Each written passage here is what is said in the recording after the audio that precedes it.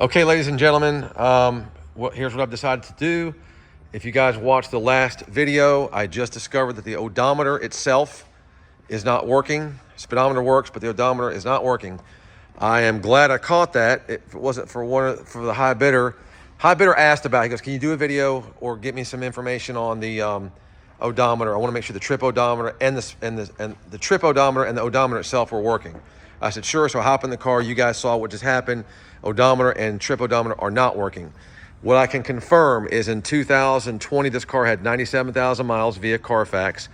I called the client that I got the car from, and I believe the guy, but again, you know, people can say what they want.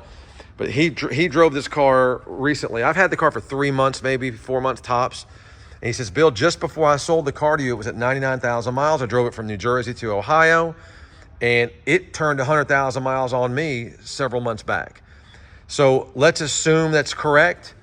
I believe the car. I do believe him. I mean, the car looks like it's, you know, it's a 100,000 mile car. It doesn't look like 200,000. Doesn't look like 150,000. I mean, the car shows well, and it has, you know, minimal wear and tear. So if he's telling the story correctly, which I do believe he is, then it may have a little over 100,000 miles. If he's not telling it correctly, then I don't know what it is. But the only thing I can do is document that it definitely had 97,000 miles in 2020. So I'm going to present this to BAT. I'm presenting this to you guys. The reserve has not been met. I do understand that this changes the overall value of the car, but at the end of the day, it's still a nice car. It's still a clean car, ready to go with lots of eye appeal. So I'm going to argue with BAT. Let's not stop the auction. Let's let it run. We've got 3 days ahead, so plenty of time for people to regroup and figure out what they want to do. So my sincere apologies.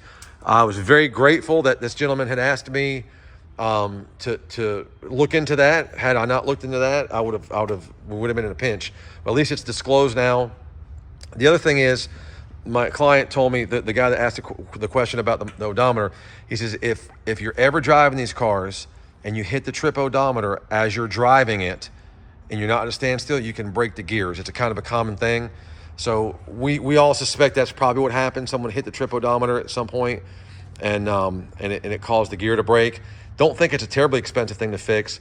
So absorb all that. Do what you will with that information I gave you. It's still, again, a nice car.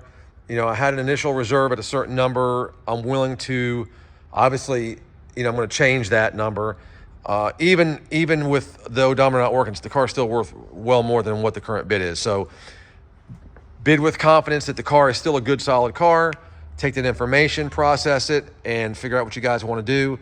There's no sense in retracting bids because you're not buying the car. I'm not selling the car at $6,600 anyway. I still think we're a good ways away from what it's worth, even with a faulty odometer. So thanks, guys. Sorry for this news, but much rather catch it now than later. Good luck bidding, guys.